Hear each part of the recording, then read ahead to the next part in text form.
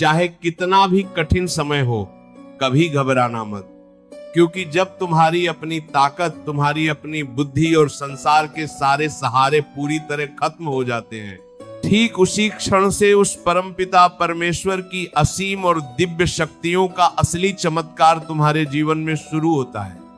विधाता स्वयं तुम्हारी तकदीर के बंद पन्नों को पलटकर तुम्हारे भाग्य में एक नया सवेरा लिखने की अंतिम तैयारी कर चुका है। बस तुम शांत रहकर उस पर अटूट विश्वास बनाए रखो। कितना कड़ा, दम घोटने वाला और असहनीय दर्द होता है ना, जब आप अपनी तरफ से हर एक कर्म पूरी ईमानदारी से करते हैं, दिन रात पसीना बहाते हैं, लेकिन बदले में आपको केवल नाकामी, अकेलापन और अपनों के ही तीखे ताने मिलते हैं। आप हर सुबह एक नई उम्मीद के साथ उठते हैं कि आज शायद मेरी किस्मत का बंद ताला खुलेगा, लेकिन शाम होते होते परिस्थितियों के क्रूर थपेड़े आपको फिर से उसी बेबसी, लाचारी और मानसिक पिया के अंधेरे कुएं में लाकर पटक देते हैं।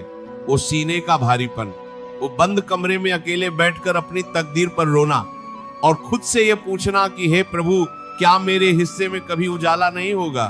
क्या मेरी ये खामोश तड़प आपको दिखाई नहीं देती?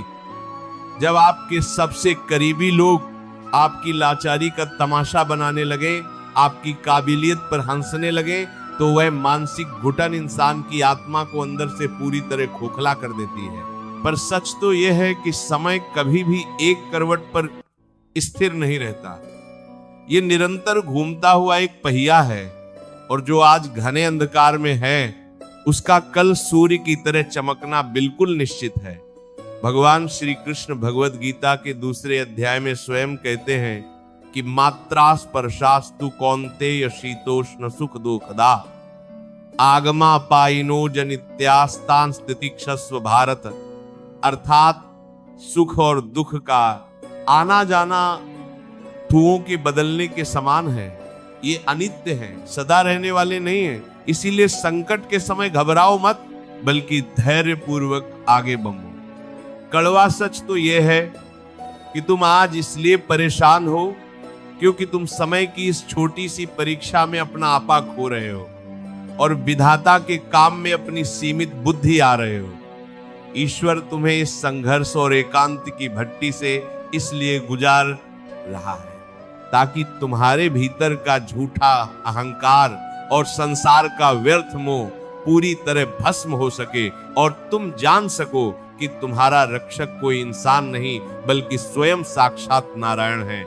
इसका समाधान परिस्थितियों के सामने घुटने टेक कर हार मान लेना या चिंताओं के भंवर में डूब जाना बिल्कुल नहीं है, बल्कि इसका अचूक समाधान है प्रचंड धीरज रखना और ये अटूट विश्वास बनाए रखना कि ईश्वर हर कदम पर तुम्हारे साथ है। जब तुम विपरीत समय में भी शांत हो जाते हो और अपनी बंद मुट्ठी को खोलकर कहते हो कि प्रभु, अब तक मैं अपनी बुद्धि से सब कुछ ठीक करने का प्रयास कर रहा था और थक चुका हूं, अब मैं अपने जीवन का सारा बोझ आपके चरणों में छोड़ता हूं, तो उसी क्षण से तुम्हारे भीतर एक अलौकिक शांति का जन्म होता है।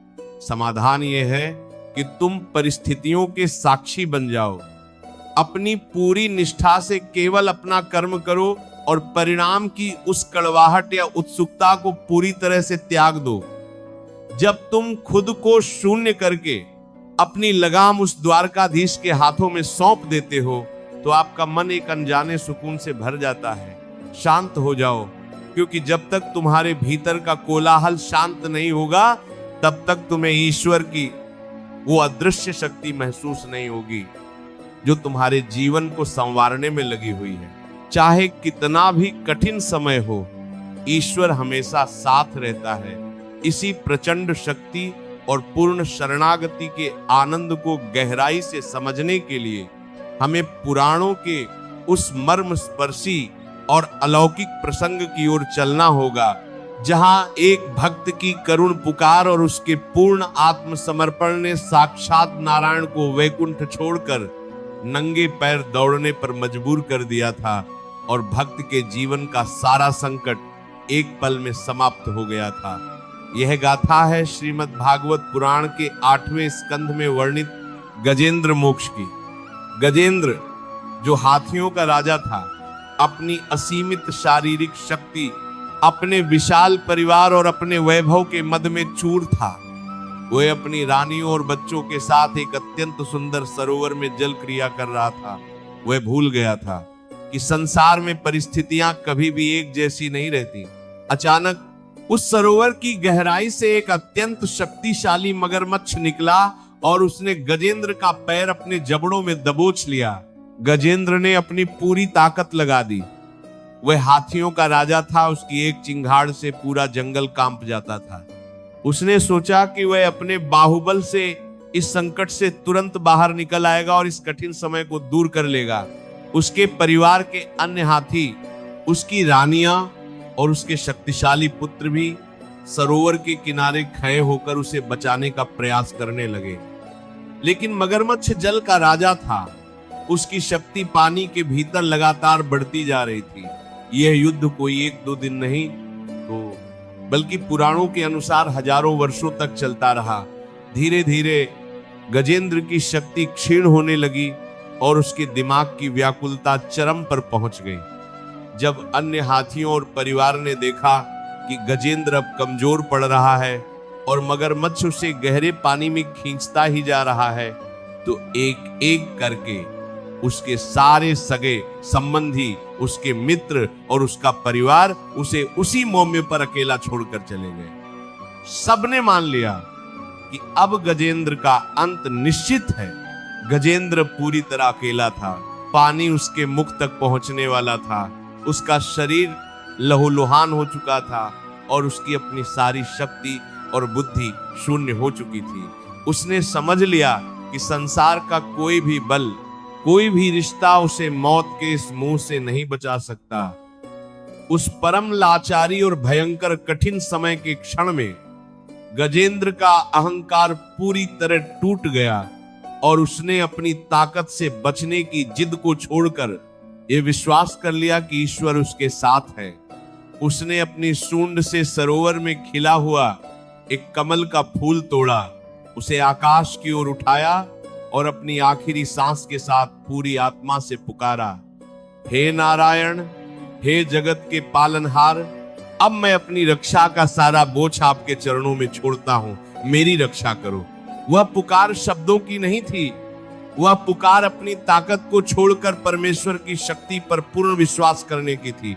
और फिर जो हुआ वही ईश्वर की शरणागति का सबसे बड़ा प्रमाण है। जैसे ही गजेंद्र ने सब कुछ छोड़कर पुकारा, भगवान विष्णु ने वैकुंठ में अपनी आंखें बंद की और उन्हें अपने भक्त की तड़प महसूस हुई। वे अपने वाहन गरुड़ का भी इंतजार नहीं कर सके। वे साक्षात वैकुंठ से नंगे पैर दौड़ पड़े। भगवान आए, उन्होंने अपने सुदर्शन चक्र से उस मगरमच्छ का उद्धार किया और गजेंद्र के हाथ को अपने दिव्य हाथों में थामकर उसे उस गहरे संकट के समंदर से बाहर निकाल लिया। ये कहानी हमें सिखाती है कि जब तक तुम अपनी बुद्धि और अपनी शक्ति पर भरोसा करके कठिन समय में घबराते रहोगे, तुम दुखों के दलदल में डूबते जाओगे। लेकिन जिस दिन तुम हार मानकर सब कुछ उस परमात्मा को सौंप दोगे, वो साक्षात काल के मुख से भी तुम्हें खींच लाएगा। जब तुम व्यर्थ का भार छोड़ देते हो तो विधाता खुद जिम्मेदारी ले लेता है। रिश्तों की कड़वी सच्चाई भी यही है कि यहाँ लोग केवल उतनी ही देर तक तुम्हारे साथ खड़े रहते हैं जब तक आपकी परिस्थितियां उनके अनुकूल होती हैं। जब आप हर एक बिखरे हुए रिश्ते को जबरदस्ती जोड़ने का प्रयास करते हैं तो आप अपने दिमाग को और ज्यादा तनाव से भर देते हैं।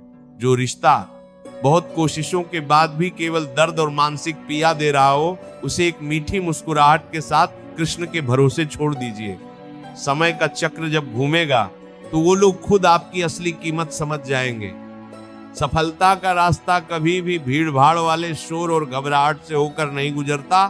वह तो हमेशा अकेलेपन और इन्हीं खामोश रातों की भट्टी से होकर गुजरता है जहां आप शांत मन से अपने कर्म करते हैं। मानवीय अनुभव हमें बताते हैं कि विधाता का हर एक बंद दरवाजा असल में तुम्हें किसी गलत दिशा में जाने से बचाने का एक अदृश्य पहरा होता है। किस्मत का रोना वो रोते हैं जिन्हें अपनी आत्मा के भीतर छिपे उस परमात्मा के अंश का एहसास नहीं होता। तुम कमजोर नहीं हो, तुम तो उस परम पिता की संतान हो जिसने सूर्य और तारों को रचा है। जब तुम पूरी शिद्दत से अपने कर्तव्यों का पालन करते हो और परिणामों का बोझ श्री कृष्ण के चरणों में सौंप देते हो, तो जीवन की हर मुश्किल अपने आप आसान हो जाती है और दिमाग की सारी घबराहट खुद ब खुद खत्म हो जाती है। इस भटकाव को अपनी कमजोरी मत बनने दो, इसे अपनी प्रार्थना बना लो। जो लोग आज तुम्हारी लाचारी पर हंस रहे हैं, कल वो तुम्हारी इस दिव्यता, शांति और सफलता को देखकर दंग रह जाएंगे। अपनी गरिमा को कभी कम मत होने देना। रोजमर्रा की जिंदगी में भी जब आपको लगे कि कोई बात आपके नियंत्रण से बाहर जा रही है और कठिन समय बढ़ रहा है, तो रुकिए, एक गहरी सांस लीजिए और मन ही मन कहिए, राधे राधे, कोई बात नहीं, मेरा ईश्वर मेरे साथ है। मेरे प्यारे साथियों, आज की ये प्रेरणा केवल सुनने के लिए नहीं है, बल्कि इसे अपने जीवन के हर एक क्षण में महसूस करने के लिए है। घबराना छोड़ो, अटूट विश्वास रखो और देखो कैसे तुम्हारी पूरी दुनिया बदल जाती है। अगर आपको आज के इस सत्संग से नई हिम्मत मिली है और आप भी मानते हैं कि पूर्ण शरणागति ही जीवन की सबसे बड़ी जीत है, तो इस सकारात्मक ऊर्जा को हर उस दिल तक पहुंचाएं जो आज अपनी शांति खो चुका है। अपनी भावनाओं को साझा करने के लिए और खुद से ये अटूट